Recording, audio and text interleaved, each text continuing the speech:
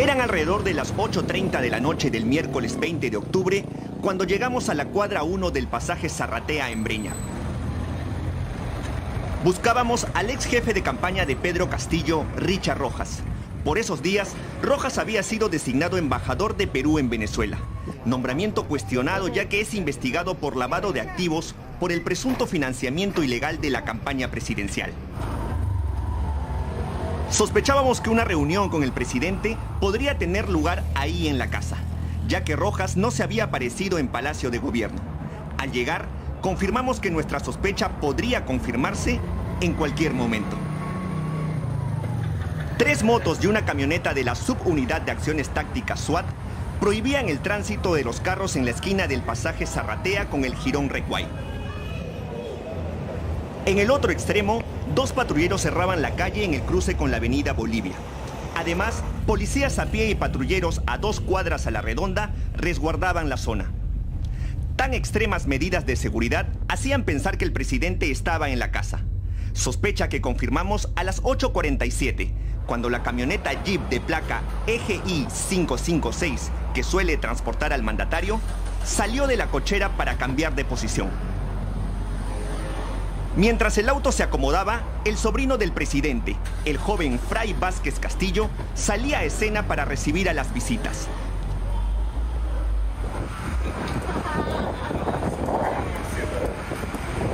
La seguridad más cercana al mandatario, en casacas negras y pantalones beige, hacía guardia en la puerta. Se pusieron más atentos cuando a las 11:01 estos 2 misteriosos hombres llegaron y fueron recibidos por el sobrino presidencial. Entonces decidimos acercarnos. Buenas noches. Disculpe, ¿reunión con el presidente?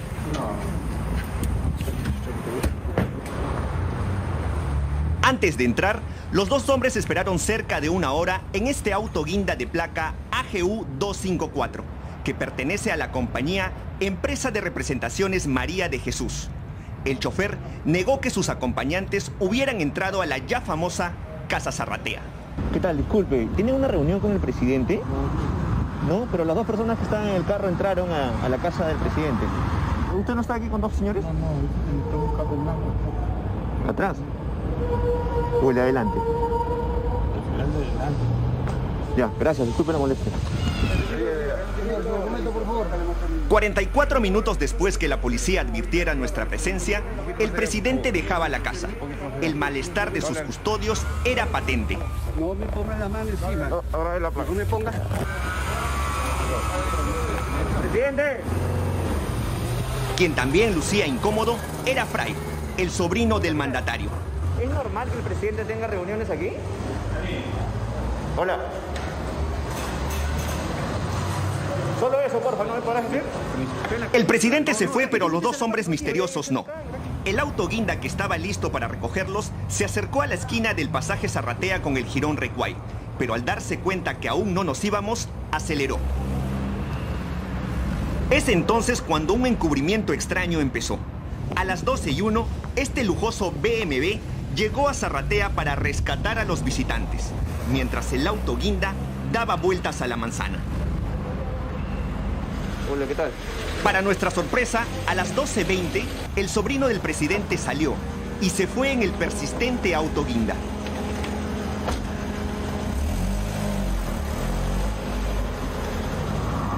Buenas noches. ¿Qué tal? Buenas noches. ¿Estás esperando allí? 12 minutos después, la policía nos interviene por primera vez. ¿Pero quién ha llamado a los vecinos? Sí. Pues han estado tomando fotos, grabando, no sé. Y luego por segunda vez. ¿Sabes lo que pasa? Han llamado a unas personas y han reportado como vehículos sospechosos. Y nos cayó hasta una tercera intervención policial, mientras el auto guinda y el sobrino presidencial volvían a Zarratea para lograr que el BMW recogiera a los 2 hombres misteriosos. Pero una vez más, al vernos, abortaron.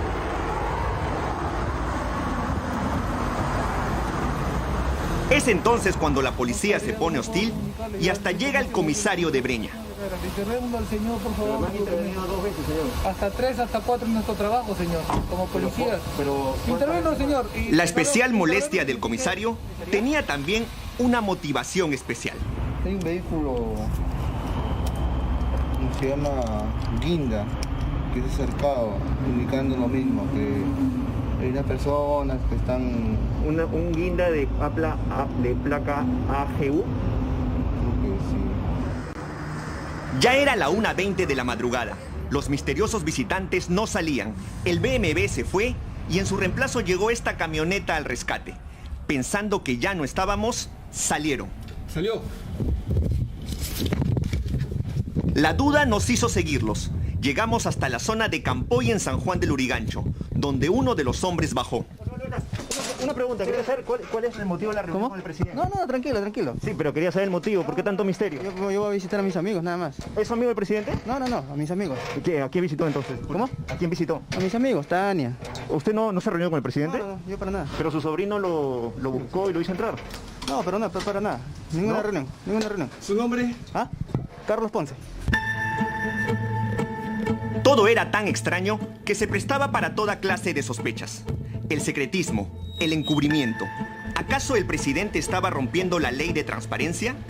Esa misma ley que le exige que informe al país con quiénes y para qué se reúne. Esa pregunta nos motivó a iniciar un seguimiento intermitente a lo que ocurría en la cuadra 1 del pasaje Zarratea.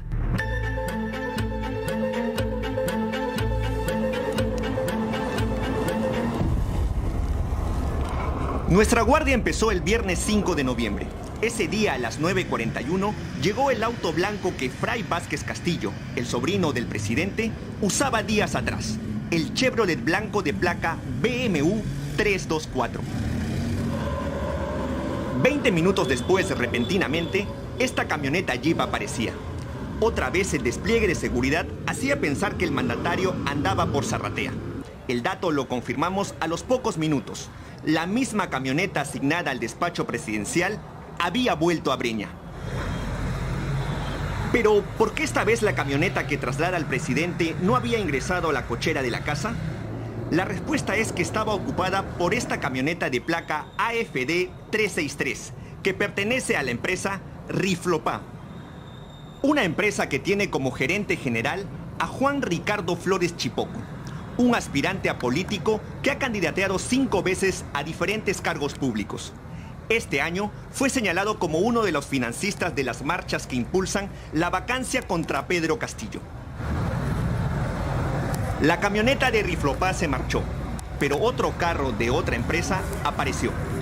Estacionada en el pasaje estaba la camioneta de placa BBWO 587, que le pertenece a la compañía Masavic SAC, que tiene como gerente general a Marco Antonio Samir Villaverde García. Villaverde García es objeto de varias investigaciones fiscales, entre ellas una por lavado de activos que está en curso y que se le abrió este año. Este empresario registra también 4 visitas a Palacio de Gobierno. 2 en agosto y otras 2 en octubre de este año. En las 4 ocasiones fue a la Subsecretaría General de Palacio, bajo el mando en ese entonces de Bruno Pacheco. Y es que para Pacheco, Villaverde no es ningún extraño.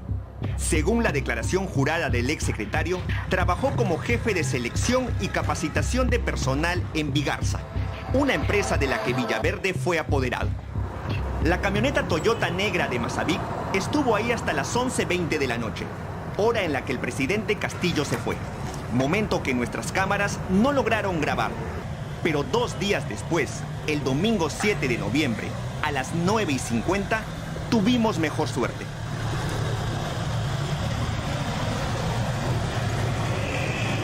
A pesar de estar con gorro en vez de sombrero, fue fácil identificarlo por la seguridad de Estado que lo acompañaba y por el carro que lo llevó, el Audi blanco de placa EGK 267, asignado a Palacio.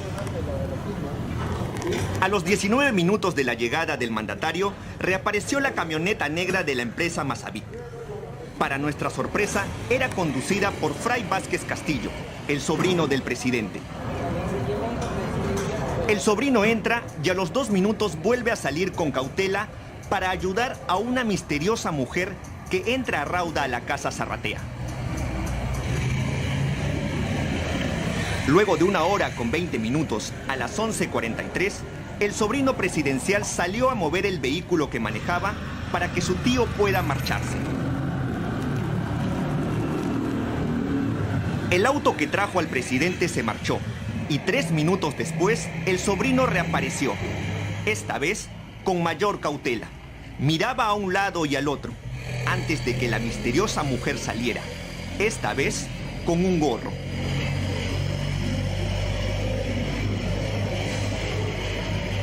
Siempre atento, el sobrino manejó el auto y se fue con la mujer.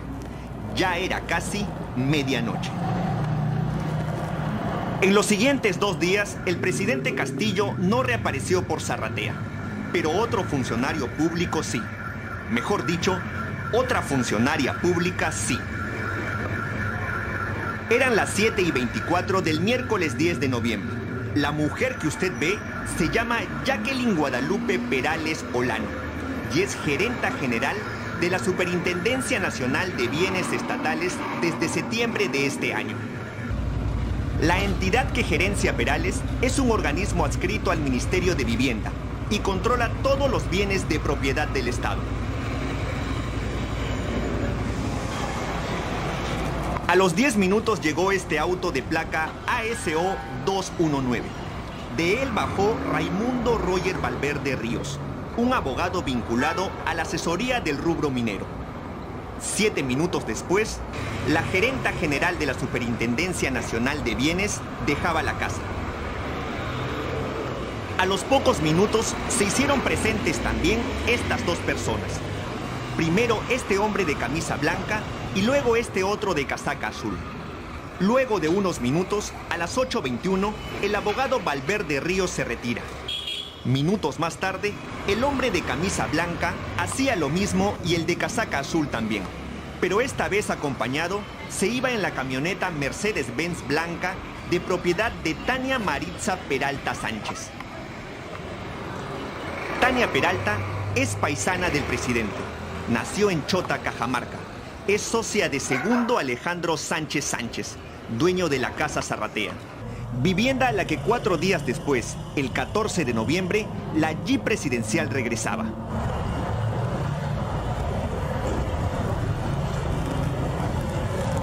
Eran las 9:13 de la noche y el movimiento empezaba. Casi al mismo tiempo del arribo del auto de Palacio, el sobrino del presidente aparecía con 2 personas e ingresaba a la casa. Como la reunión se alargaba, algunos miembros de la escolta del presidente decidieron echarse una pizza del restaurante de la esquina. La improvisada cena terminó a las 12:54. Era hora de irse. La Jeep del despacho presidencial salió y casi al mismo tiempo el sobrino también. Iba acompañado de 2 personas en el Chevrolet blanco, uno de los autos que usa. Y decimos uno porque al día siguiente volvió a aparecer, pero esta vez manejando la camioneta negra de la empresa Mazavic. Estuvo 1 hora en la casa. Su acompañante partió a pie, solo minutos antes de que él saliera.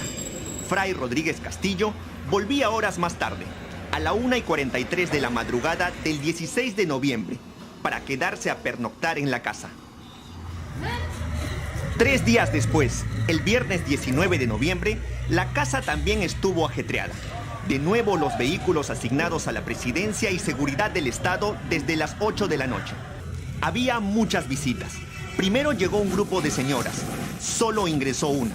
A los pocos minutos salía otro grupo. Entre ellos, los congresistas por Perú Libre Alex Paredes y Lucinda Vázquez. Las visitas no paraban, como por ejemplo este hombre que ingresaba flanqueado por los miembros de seguridad. A las 9 de la noche fue el turno de esta señorita. Era tanto el movimiento que un equipo de periodistas llegó. Eso obligó que a las 9:40 los autos asignados a la presidencia partieran. Parecía que la jornada había terminado. Los policías se iban y la calle volvía a la normalidad. Hasta que a las 10:08, un lujoso auto entra al pasaje Zarratea contra el tráfico. Quien bajaba del auto era nada más y nada menos que el ministro de Defensa, Juan Carrasco Millones. A los 4 minutos de su llegada, aparece esta camioneta de placa AYR388, que tiene como propietarios a Johnny Francisco Milla Cornejo Yacarelín Lisbeth López Arredondo.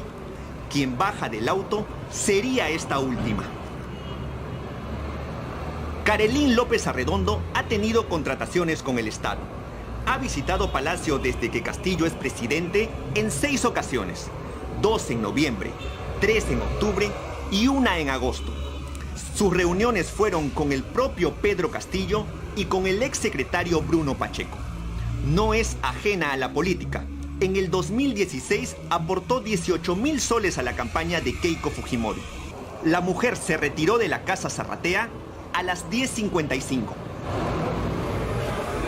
25 minutos después, el ministro de Defensa también partía. Nuestro seguimiento ya casi terminaba, cuando 2 días después, otro extraño hecho nos llamó la atención. Eran las 5:55 del domingo 21 de noviembre. El sobrino del presidente a bordo, una vez más, de la camioneta de Mazavic. Esa misma noche, a las 8:33, esta camioneta de placa D3Z583 aparecía en Zarratea. El carro está a nombre de Brunner Sack. Esta empresa tiene como gerente general a Morel Lenz Brunner Ruiz, empresario loretano que probó suerte en política en el 2011 como candidato al Congreso en su región por Solidaridad Nacional. Un año antes aportó a este partido 140,000 soles para la campaña. En la actualidad, su empresa tiene 2 millonarios contratos con el Estado. El carro era conducido por este sujeto que hacía llamadas y esperaba. Quien llegó fue la camioneta negra de Mazavic que el sobrino del presidente maneja. Es aquí cuando ocurre un hecho extraño. Ambas camionetas se estacionan muy cerca una de la otra. Una mujer baja de una y sube al otro auto. Luego el hombre que esperaba se acerca a la ventanilla del conductor. Saca su billetera, junta unos billetes y los entrega. Con dinero en mano y acelerando, la camioneta negra de la cuestionada empresa se marcha. Terminamos la intermitente vigilancia de 16 días el lunes 22 por la mañana. El resultado es esta crónica y los hechos que hoy publicamos con detalle y total transparencia. Esa transparencia que el primer funcionario público de la nación parece despreciar por completo.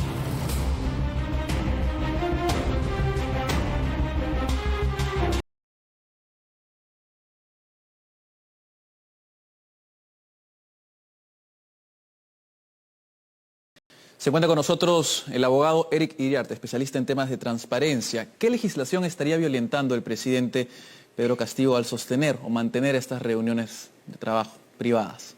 Al menos hay 3 normas que tienen que ser consideradas claramente. Una es la ley de transparencia, que establece que las actividades del alto funcionario, en este caso el presidente, tienen que estar publicadas en su agenda. Muchas de estas actividades no se han publicado. Una segunda norma es la ley de gestión de intereses, que es que aquellas personas que tienen algún interés en que una decisión pública vaya hacia un lado o hacia otro, tienen que declarar que son gestores de estos intereses, y lo mismo tiene que ir en el sistema de registro de visitas, que si uno lo hace fuera del lugar donde es su oficina, que es permisible, a las 24 horas debería declararlo en dicho registro y que se sepa no se ha hecho este registro. Y una tercera norma que tiene que estar ligado a la declaración en general de los conflictos de intereses que pudiera haber con las personas que están en la toma de decisión, sean presidentes, congresistas, ministros o secretarios generales, por citar algunos. Ahora, esta actitud que hemos visto es reiterada, inició, digamos así, el gobierno, ¿cierto? ¿Está siendo acaso caso omiso al llamado de atención que hizo en su momento la Contraloría de la República sobre la transparencia específicamente? Creo que sí, creo que hay una omisión clara, lo ha dicho por la Contraloría, pero en segundo lugar es entender que la transparencia es transparencia de a momentos. Es decir, en mi horario de oficina puedo intentar ser transparente y se olvidan los funcionarios que pueden estar involucrados en esto, que la transparencia es activa todo el tiempo. No se trata solamente cuando estás en horario de oficina, para empezar. Tanto así que, por ejemplo, los correos electrónicos que te ofrecen el Estado, pueden ser requeridos por acceso a la información pública, porque se entiende que la utilización de los mismos son dentro de las funciones. Si alguien comienza a hacer funciones fuera del lugar donde está establecido, tiene que declararlo, lo dice la misma norma, y no se ha declarado. Entonces creo que más bien que antes que no hacerle caso a la Contraloría, es pensar de que la norma le da esta permisión y que pueden hacer reuniones y decir que son reuniones sociales cuando en realidad parece que son reuniones de gestión de intereses. ¿Existen mecanismos de transparencia o de acceso a la información que permitan de alguna manera impedir estas reuniones o si no, cuál es el defecto? ¿Qué otra cosa se puede hacer? Nuestra legislación tiene 20 años de transparencia, es una legislación bastante fuerte, se ha ido consolidando con una serie de decretos, obliga a hacer el registro de visitantes en un primer momento. Segundo, que el registro de visitantes declare explícitamente si alguien iba a hacer una gestión. Tercero, que la agenda para el día siguiente, los días siguientes, tiene que declarar si alguien va a hacer gestión de intereses, pero no se están cumpliendo estas diversas normas. O sea, no es un tema normativo, es un tema de cumplimiento. Y aquí es donde la Autoridad de Transparencia, Acceso a la Información Pública y Protección de Datos Personales, que se encuentra en el Ministerio de Justicia, tiene un llamado de atención hace largo tiempo en la necesidad de que sea una entidad autónoma y además que tenga el presupuesto necesario para poder cada vez más ver estos temas. Hay un problema también de institucionalidad que se requiere tener fortalecido. Ahora, y justamente, ¿a qué se exponen esos funcionarios que hemos visto? Van a esta casa, van y se reúnen claramente entre ellos, al menos, si no con el presidente. ¿Qué es lo que podría caer encima de ellos? Hay un problema y es que en la transparencia no tienes ninguna persona sancionada por transparencia en los 20 años que tiene la legislación presente. ¿Por qué? Porque funcionalmente lo ven como un tema administrativo. Se ha incluido obligaciones de sanciones en servir, hay una serie de responsabilidades después del decreto legislativo 1353. Tenemos un tribunal que ve temas de transparencia, pero todavía se quedan en el nivel de las sanciones que pudieran haber a los funcionarios.